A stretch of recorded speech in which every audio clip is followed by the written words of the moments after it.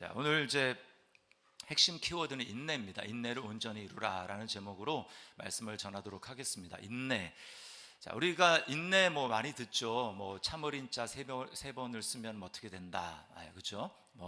그런 참아야 된다라고 하는 이야기를 많이 합니다. 그래서 세상에서도 인내가 미덕에 들어가요. 덕목에 들어갑니다. 자, 그런데 우리 성경에서 말씀하시는 하나님이 말씀하시는 인내와 세상에서 얘기하는 인내는 비슷한 것 같지만 달라요. 세상에서 인내는 어떻게든 자기가 악으로 깡으로 버티든지 참아내는 겁니다. 참아내는 것. 그런데 뭘를 통해서 우리가 그걸 알 수 있냐면 열매를 통해서 보면은 다르다라고 하는 것을 알 수 있습니다. 이렇게 자기 힘으로 악으로 깡으로 버틸 수 있어요. 금연도 해낼 수 있고 또 목표한 바를 딱 이루면서 인내하면서 할 수 있습니다. 근데 결과가 그렇게 해서 자기 힘으로 이룬 그 인내는 결과가 자기가 굉장히 세집니다. 자기 의가 굉장히 세져요. 그래서 고집이 세지고 자기가 그렇게 해봤기 때문에 자기는 그걸 이뤄냈기 때문에 자기 자랑과 자기 의와 자기 고집이 매우 세집니다. 그것은 성경이 우리에게 말씀하는 방향과 사실은 이제 성경이 말씀하시는 방향이 아니에요. 그래서 우리가 성경에서 오늘 인내에 대해서 어떤 열매와 어떤 유익이 있고 또 그것이 세상의 인내와 어떻게 다른지 우리 그것을 좀 살펴보려고 합니다. 2절에 보니까 내 형제들아 너희가 여러 가지 시험을 만나거든 온전히 기쁘게 여기라 이렇게 말씀을 하고 있습니다. 인내로 가기 위한 먼저 이해가 필요한데, 자, 우리가 인내한다라고 하는 것은 뭔가 문제가 닥쳤다라는 것 아닙니까? 그거를 참아내야 되는 거잖아요. 근데 여기 보니까 여러 가지 시험이라고 이야기를 합니다. 이 시험이라는 말이 이제 헬라어로 페이라스모스라는 단어인데 여기 두 가지 의미가 있어요. 하나는 좋은 뜻이 있고 하나는 좀 부정적인 뜻이 있습니다. 좋은 뜻은 뭐냐면 시험이 이제 테스트라는 의미로 쓰였을 때 좋은 거예요. 반대로 나쁜 의미는 뭐냐? 이게 유혹이라는 의미로 쓰였을 때는 나쁜 것입니다. 근데 이게 단어로는 똑같아요. 하나님은 우리를 유혹하는 분이실까요? 아니시죠. 유혹은 뭐냐면 우리로 하여금 시험에 빠지게 만들고 넘어지게 만들고 하나님으로부터 멀어지게 만드는 마귀가 하는 시험, 그걸 유혹이라고 성경이 이야기하는데 여기서 말하는 그 시험은 그런 시험이 아니라 이제 하나님이 우리를 테스트하기 위해서, 믿음을 테스트하기 위해서 여러 가지 우리에게 어려움이 닥칩니다. 예를 들면 이제 하나님이 100세에 낳은 아들 이삭을 바치라고 하시죠. 그것은 아브라함에게는 엄청난 테스트요 시험이었어요. 그 시험, 그 외에도 나는 하나님이 나한테 직접 어떻게 하라 이런 거 없는데 라고 말씀하시는 분들도 계시겠지만 우리 삶 가운데 내 뜻대로 되지 않는 그 많은 어려움들, 자녀의 문제도 있고요, 또 재정적인 어려움도 있을 수 있고 건강의 어려움도 있을 수 있고 그 외에 여러 가지 관계의 어려움도 있을 수 있습니다. 그런 여러 가지 어려움이 닥칠 때 그것을 우리가 어떻게 바라볼 것인가, 그것을 오늘 성경에서는 여러 가지 시험이다라고 말씀을 합니다. 그때 어떻게 해야 되느냐? 온전히 기쁘게 여기라고 이야기를 합니다. 성경에 여러 가지 많은 이런 케이스를 얘기할 수 있지만 그 중에 하나를 이야기를 한다면 빌립보 감옥에 매를 맞고 갇혔던 바울과 신라의 이야기를 들 수 있습니다. 그들은요 분명히 하나님의 뜻을 행했어요. 밤에 기도하다가 환상 중에 하나님이 여기서 전도하지 말고 선교하지 말고 바다를 건너서 저기로 가라. 마게도냐 사람들이 손짓하며 불렀다고 했거든요. 그 환상을 보고 하나님이 우리를 저 바다 건너로 복음을 전하러 우리를 부르신다. 그렇게 모든 사람들이 그것을 하나님의 부르심으로 알고 갔단 말입니다. 그리고 제일 첫 번째 만난 그 빌립보에서 회심의 역사도 있었지만 전도를 하는데 어떤 일이 있습니까? 거기에 귀신 들린 여자가 있었어요. 귀신 들린 여자. 그 여자가 방해를 합니다. 전도를 하지 못하도록. 그래서 바울이 결국은 예수님의 이름으로 그를 쫓아내거든요. 귀신 들린 사람에서 귀신 쫓아냈으면 잘한 거잖아요. 그리고 하나님의 말씀에 순종해서 거기로 왔으니까 그럼 좋은 일이 있을 거라고 기대하지 않습니까? 근데 오히려 사람들의 고소를 당하고 매를 맞고 감옥에 갇혔습니다. 얼마나 기가 막힙니까? 하나님이 가래서 갔고 복음을 전했고 좋은 일 했고 그런 놀라운 역사가 일어났는데 오히려 결과는 매를 맞고 감옥에 갇히는 것이었어요. 근데 바울과 실라는 어떻게 했냐면 밤중에 하나님을 찬양했다, 그렇게 얘기를 합니다. 하나님을 찬양하고 기도했다, 찬송하고 기도했다, 그렇게 성경이 기록하고 있어요. 자, 우리는요 그렇게 하는 것이 여러 가지 시험을 만날 때 온전히 기쁘게 여기라. 여기 기쁘게 여기라는 것도 그냥 기쁘게 여기라는 거 아니에요. 온전입니다. 온전히. 그러니까 이 얘기는 원어로 보면 모든 기쁨으로 기뻐하는 걸 얘기하는 거죠. 모든 기쁨으로. 그러니까 내 안에서 기뻐할 수 있는 그 모든 걸 다 끌어다가 그렇게 기뻐하는 거를 여기 기뻐한다고 얘기를 하는 겁니다. 여러분, 세상에서는 그렇게 하면 미쳤다고 얘기를 합니다. 정신 나갔냐, 미쳤냐. 이거는요 우리 본성에 정반대되는 거예요. 여러 가지 시험을 만났는데 기뻐한다? 자연적인 우리의 본능은 어떻습니까? 어떻게 해야 됩니까? 안 좋은 일 있으면 기분 안 좋아야죠. 염려해야죠. 불안해야죠. 걱정해야죠. 그리고 화를 내야죠. 그런데 본성을 거스려서 온전히 기쁘게 여기라, 온전히 기쁘게 여기라. 이거는 내 안에 쓸 수 있는 모든 기쁨을 다 끌어서 그렇게 기쁨을 표현하라는 것입니다. 어떻게 그렇게 할 수 있나? 도대체 왜 그렇게까지 해야 되는가? 거기에 대한 대답이 3절에 나와 있습니다. 3절 이렇게 얘기합니다. 이는 너희 믿음의 시련이 인내를 만들어내는 줄 너희가 알미라 라고 이야기를 합니다. 자, 믿음의 시련이래요. 어떤 사람에게는 그냥 시련인데 어떤 사람에게는 믿음의 시련입니다. 그 차이를 가르는 게 뭔가, 어려운 일은 여러분 정도의 차이는 있지만 우리가 이 세상을 살아가는데 다 와요. 건강의 어려움 언제쯤은 다 옵니다. 그 다음에 뭐 사람을 잃어버리는 거, 시련의 아픔, 아니면 뭐 사별의 아픔, 이런 거 언젠가는 겪게 돼 있어요. 또 뭐 여러 가지 많은 문제들, 그런 거 왔을 때 그런 것을 그냥 시련이 되느냐 아니면 믿음의 시련이 되느냐, 이게 무엇이 그 차이를 만드냐면 그것이 바로 앞에 절에서 이야기했던 온전히 기쁘게 여기는가라고 하는 것이 가릅니다. 어떤 사람은 어려움이 찾아왔을 때 그 믿음의 시련이 되는 사람이 있고, 어떤 사람은 어려움이 찾아왔는데 그냥 시련입니다. 그냥 예수 믿는 사람이 그냥 시련을 당하는 일이 많아지면요 사람이 염세적으로 바뀝니다. 하나님이 살아계시는 거 머리로 알겠는데 나한테 하나님은 그렇게 좋은 하나님은 아니던데 라고 하면서 그런 경험들이 쌓이면서 마음에 왠지 모른 그늘이 생깁니다. 근데 바울을 생각해 보세요. 바울은 여러 가지 얼마나 수많은 어려움을 당했겠습니까? 오죽하면 내 몸에 예수의 흔적이 있다, 그렇게 몸을 벗겨보면 뭐 채찍에 맞은 흔적, 복음을 전하다가 어려움을 당하는 흔적이 그냥 가득합니다. 그런데도 기뻐하는 그 바울의 모습에는 그늘이 없어요.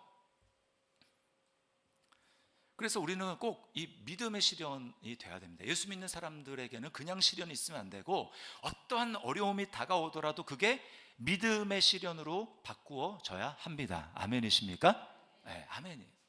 그러려면 기뻐해야 되는 거예요. 그럼 그렇게 믿음의 시련으로 하게 될 때 이제 비로소 하나님의 프로젝트에 참여하게 됩니다. 하나님이 계획하신 어떤 프로그레스에 참여하게 됩니다. 그게 뭐냐면 여기 보니까 이 믿음의 시련이 인내를 만들어내는 줄 너희가 알미라. 인내요, 인내. 자, 여기서부터 벌써 세상에서의 인내와 다르다라는 것을 발견하게 됩니다. 세상에서의 인내는 하나님과 상관이 없어요. 근데 믿음의 시련, 그래서 기뻐하는 것으로 되면 그때부터는 그 인내가 하나님이 계획하시는 프로그레스 안에 들어가는 그 인내가 되는 겁니다. 여기서부터 이제 하나님이 개입하기 시작하고요, 하나님의 손에 적극적으로 개입해서 뭔가를 만들어 내십니다. 그냥 시련에는, 믿음의 시련이 아닌 그냥 시련에는 약속이 없어요. 의미가 없이 지나가는 것입니다. 자, 우리가 여기서 꼭 기억할 것은 뭐냐면, 우리는 여러 가지 시험이, 어려움이 닥치면 어디에 먼저 관심이 많습니까? 문제 해결에 관심이 많아요. 빨리 이거 문제 어떻게 해결하지?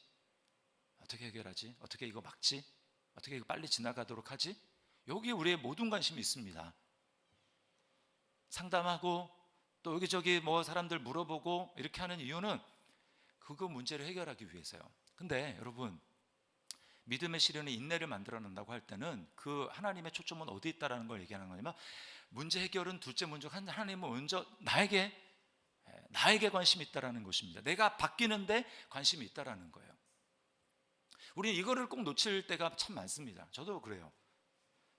문제가 일어났다 그러면 우리의 초점은 항상 나가 아니라 그 문제를 어떻게 해결할 것인가, 기도도 하나님 이 문제 빨리 해결해 주셔야 되지 않습니까? 라고 얘기를 하면서 그 문제 해결에 초점이 있다라는 겁니다. 근데 아니에요. 하나님은 믿음의 시련이 인내를 만들어낸 줄 압니다. 그 인내는 바로 나의 인내거든요.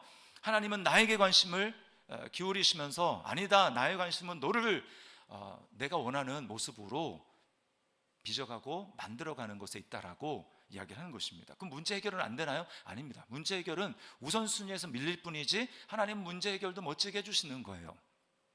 먼저 나에게 관심을 기울여야 합니다. 여기 인내라는 단어는 무슨 뜻이냐면요, 헬라어로 휘포모네라고 하는 건데, 휘포는 언더라고 하는 뜻입니다. 뭐뭐 아래에, 뭐뭐 아래에 있는 거예요. 그리고 모네는 머물다라고 하는 뜻입니다. 그 얘기 뭐냐면, 이제 믿음의 시련이 내가 감당하게 될 때, 그때 하나님께서 나에게 이제 너 내가 계획한 프로젝트에 들어왔구나, 환영한다 라고 말씀하시면서 하나님이 딱 생각한 이제 딱 과제가 있는데 그 속에서 내가 머물러야 되는 거예요.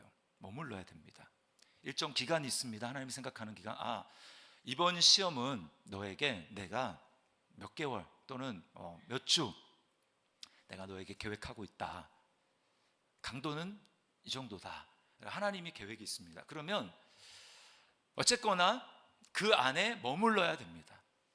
머물러야 돼. 제가 이거 생각하면은 이제 생각나는 게, 요즘에는 그렇지 않은데 예전에 이제 대중목욕탕 이렇게 가면은, 어렸을 때 생각이 납니다. 아주 어렸을 때 4살, 5살 이때 어머니가 저를 이제 목욕탕에 데리고 가잖아요. 그러면 들어오래요. 탕으로 들어가면 우와 너무 뜨겁습니다. 근데 못 나가게 저를 잡는 거예요. 때를 불려야 된답니다. 그래야 때를 불리고, 이 때를 밀 때 잘 밀린다고 못 나가게 잡는 거예요. 그러면 정말 미치겠습니다. 너무 괴로워요. 저는 그게 생각이 납니다. 하나님의 인내의 그 과정이 있는데, 그때 거기 머물러야 되는 거예요. 난 뛰쳐나가고 싶고, 나는 내 생각대로, 내 감정대로 정말 너무 힘들다 그러면서 내 기분대로 하고 싶은데, 하나님은 거기에 머물러 두게 하는 것입니다. 너 아니야, 내가 너에게 지금 맡겨준 이 짐이 있으면 그 짐 밑에 어렵겠지만 힘들겠지만 인내하고 버텨야 돼. 거기 머물러야 돼 라고 말씀하는 거예요. 그래야 이루어지는 거야. 그래야 이루어져. 도대체 뭘 이루어지는데요? 인내의 과정 하면 뭐가 이루어집니까? 그게 4절에 이렇게 나옵니다. 자, 4절을 우리 다시 한번 읽어볼까요? 야고보서 1장 4절입니다. 같이 한번 읽어봅니다. 인내를 온전히 이루라. 이는 너희로 온전하고 구비하여 조금도 부족함이 없게 하려 함이라. 네, 인내를 조금 이루라가 아니라 인내를 온전히 이루라. 이 말은 하나님이 계획하신 그 프로젝트를 끝마쳐야 된다는 거예요. 중간에 튀어나가면 안 된다. 목욕물에 충분히 불려야 된다. 이겁니다. 여기 온전하고 구비한다라고 하는 것은 바로 예수님의 성품을 담는 것을 말하는 것입니다. 하나님은요, 보통 이제 예수 믿어도 이 하나님의 우리를 향한 진짜 사랑을 알지 못하면 그냥 적당하게, 저 그냥 적당하게 믿으면 되죠. 하나님, 저를 그냥 좀 내버려 두세요 라고 생각을 할 수 있지만, 우리 하나님은 그럴 생각이 없으세요. 하나님이 우리를 아무것도 한 것 없이 의롭다고 여기시고 하나님의 자녀로 삼아 주시지만, 그냥 그때로 내버려 두시는 게 아닙니다. 그때부터 하나님은 우리를 향한 하나님의 열심을 가지고 우리를 향해서 하나님이 우리의 인내를 연단을 통해서 예수님 닮게 그때부터 빚어 가시는 거예요. 이걸 알지 못하면 예수 믿으면 내 삶 가운데 좋은 일만 펼쳐질 줄 알았는데 왜 이런 어려움이 있지? 그거 이해를 하지 못합니다. 하나님의 뜻은 인내를 온전히 이루어서 우리로 온전하고 구비하여 조금도 부족함이 없게 하는 거예요. 그래서요, 마태복음 5장 48절에 예수님은 이렇게 우리에게 말씀하십니다. 우리 같이 한번 마태복음 5장 48절을 같이 한번 읽어보겠습니다. 자, 자막 준비 안 됐나요? 마태복음 5장 48절. 네, 같이 한번 읽어봅니다. 시작. 저거 아닌데? 5장 48절인데? 네, 제가 말씀드릴게요. 그러므로 하늘에 계신 너희 아버지의 온전하심과 같이 너희도 온전하라. 네, 하나님이 온전하시기 때문에 우리로 온전함을 가는 거예요. 네, 원하시는 것입니다. 죽을 때까지 하나님 정도의 온전함은 안 되죠. 그럼에도 불구하고 내가 예수 믿고 예수님을 따라간다는 걸 뭘로 증명할 수 있느냐? 그에게는 지금 내 삶의 수준에서 하나님이 원하시는 온전함을 지금 내가 인내로 이루어가는 것을 통해서 알 수 있다는 것입니다. 그래서 내 안에 못된 습성이 있어요. 못된 습성 제 안에 있습니다. 제 안에만 있을까요? 여러분 안에도 있죠? 가족들은 다 알죠? 저거 진짜 못됐다, 저거 좀 빼내야 되는데. 그거 어떻게 빼내냐면 그거 이제 시험을 통해서 요거 빼내는 데는 요런 시험이 있어야 돼 라고 하면서 하나님이 그런 시험을 주시는 거예요. 지금은 우리가 예수님 닮았다고 얘기하기에는 거리가 아주 먼 모습들이 많이 있는데, 하나님이 이런 것들을 통해서 우리 안에 못된 것들을 뽑아내시고 그래서 점점 예수님 닮은 사람이 되게 하시고, 그게 뽑혀 나갈 때마다 내가 엄청난 자유를 누립니다. 그때 너무 힘들었는데 이거 뽑히고 나니까 내가 더 자유롭게 됐구나, 내가 더 포용할 수 있는 사람이 됐구나, 내가 더 사랑할 수 있는 사람이 됐구나, 내가 더 여유 있는 사람이 됐구나 라고 그렇게 고백하게 되는 것입니다. 그래서 로마서 5장 4절에 비슷한 말씀이 있는데요, 로마서 5장 4절에 이렇게 이야기를 합니다. 같이 한번 읽어봅니다. 시작. 인내는 연단은 소망을 이루는 줄 알미로다. 자, 여기 연단이라고 하는 게 영어로는 캐릭터라고 되어 있어요. 캐릭터. 어떤 캐릭터, 어떤 인격이 만들어진다라는 겁니다. 인내가 그런 연단을 만들어내요. 여기 세 번역에서는 단련된 인격이라고 이야기를 했습니다. 전에는 너무 약했어요. 누가 이렇게 하면 거기 휘둘리고, 저렇게 하면 휘둘리고, 또는 이렇게 얘기를 하면 거절도 못하고 사람의 눈치 보고 그랬는데, 이제는 하나님이 나를 이런저렇게 연단된 인격으로, 이제는 내가 분명한 기준을 가지고 마음의 내면의 단단함을 가지고 누구의 말에 그렇게 막 휘둘리지 아니하고, 부당한 것을 요구할 때 거기에 대해서 아니라고 거절하고 할 수 있고, 일례를 들면 그런 것입니다. 그렇게 변화되는 것이죠. 저는 이것을 생각할 때 이 인내를 온전히 이루라 라고 생각할 때 제가 떠오르는 인물이, 성경의 인물이 요셉입니다. 요셉. 여러분, 요셉이 엄청난 꿈과 비전을 받지 않습니까? 17살에 그 꿈을 꾸잖아요. 해와 달과 별이 11별이 자기에게 절하는, 그 다음에 11볏집이 자기 볏집단에 절하는 그 꿈을 꿉니다. 엄청나게 아무튼 위대하게 될 꿈 아니겠습니까? 그런데 요셉의 그런 꿈을 이루기에 요셉의 지금 인격과 그릇은 너무 가벼운 거예요.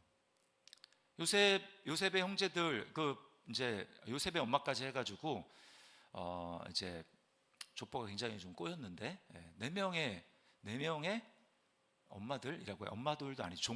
두 사람은 종이기 때문에 엄마라고 하기도 참 애매하고, 어쨌든 그 네 명의 여자들로부터 12명의 형제들이 나잖아요. 그 중에 요셉은 제일 사랑받는 그 아내에게서도 난 자녀였습니다.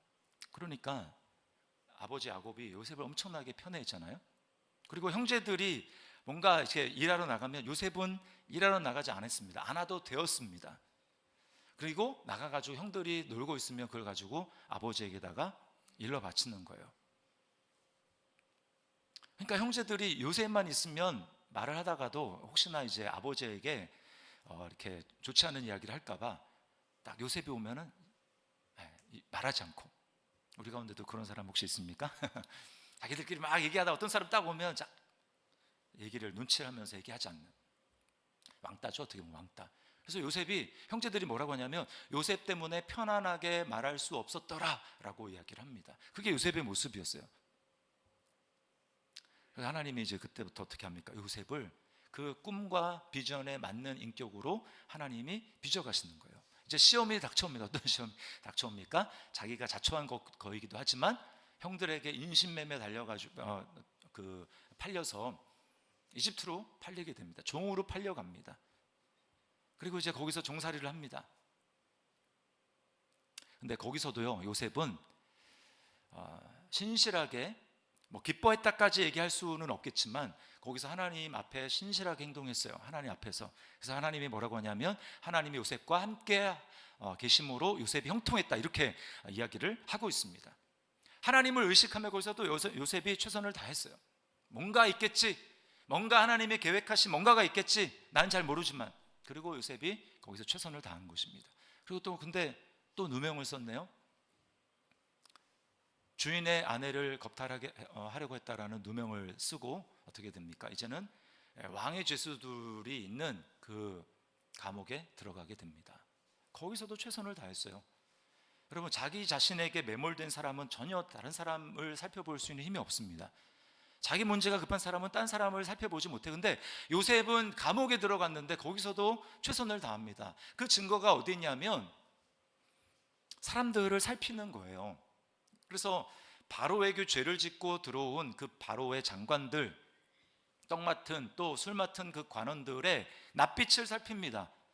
평상시 같은 낯빛이 아닌 거를 발견하는 거예요. 아니, 그 사람의 얼굴이 어떻든 뭐하든 지금 내가 지금 억울하게 감옥에 들어왔는데 그 사람이 무슨 꿈을 꾸든 게 나랑 뭔 상관입니까? 근데 요셉은 자기가 혹시 죄수의 얼굴 낯빛이 달려서 무슨 해코지를 하거나 탈옥 가능했는지 모르겠지만 그런 일이 있을 수 있으니까 자기에게 맡겨진 일을 최선을 다해서 감당하는데 그 두 사람의 얼굴이 평소와 다른 것을, 근심 있는 것을 보고 뭐 때문에 그렇게 염려하십니까? 자기 코가 석자 아니겠어요? 그런데 그렇게 물어봅니다. 그 꿈들을 얘기하는 걸 듣고 그 꿈을 해몽해 줍니다. 그리고 진짜 그 꿈대로 되었어요. 한 사람은 죽고 한 사람은 다시 복직이 됐습니다. 지금까지 굉장히 어려움이죠. 나가면서 이제 복직이 되어서 나가는 그 사람에게 요셉이 부탁하거든요. 저는 여기 감옥에 들어올 죄를 짓지 않았습니다. 그러니까 당신이 나가거든 저를 바로에게 잘 이야기를 해서 저를 여기서 끄집어 내 주십시오라고 얘기를 했습니다.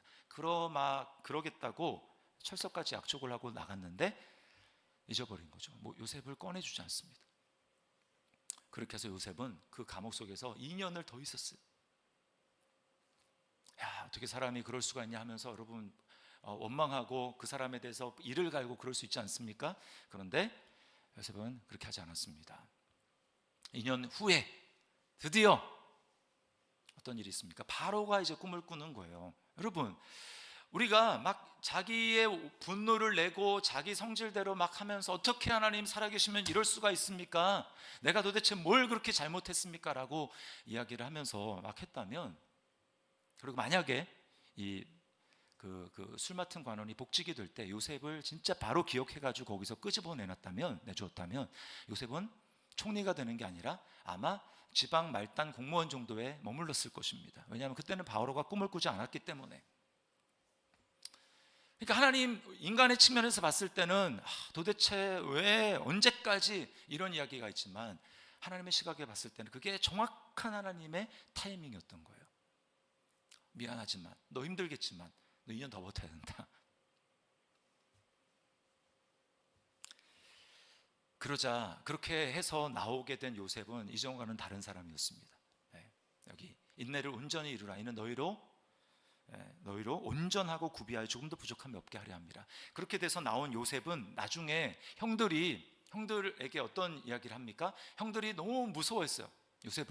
요셉의 정체를 알게 된 다음에 저 사람이 우리가 눈물 흘리면서 잘못했다고 할 때 그때 안면 몰수하고 나를 팔았던 저 인간들 라고 하지 않고 요셉이 어떻게 합니까? 창세기 50장 20절 21절 말씀을 우리 같이 한번 읽어보겠습니다. 시작. 당신들은 나를 해하려 하였으나 하나님은 그것을 선으로 바꾸사 오늘과 같이 많은 백성의 생명을 구하게 하시려 하셨나니 당신들은 두려워하지 마소서. 내가 당신들과 당신들의 자녀를 기르리이다 하고 그들을 간곡한 말로 위로하였더라. 아멘. 비로소 요셉이 총리와 그리고 하나님이 계획하신 그 뜻은 무엇입니까?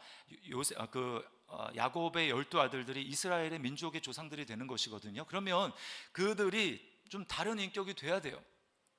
하나님이 이런 어려움을 통해서 결국 어떻게 됩니까? 그 가정에 해묵은 오랜 형제들 간의 원한, 그리고 아버지와의 어떤 문제, 이것을 비로소 요셉을 오랫동안 그런 시련의 어려움과 아픔을 통해서 결국은 이제 형들이 한 잘못대로 바라보는 것이 아니라 하나님의 거대한 하나님의 섭리 속에서 하나님이 형들에게 그렇게 한 것은 나를 이곳에 먼저 보내서 해야 할 일이 있기 때문에 하나님이 나를 그렇게 하신 것입니다. 당신들 잘못이 아닙니다 라고 형들을 여기 간곡한 말로 위로하였다라고 이야기를 하고 있습니다.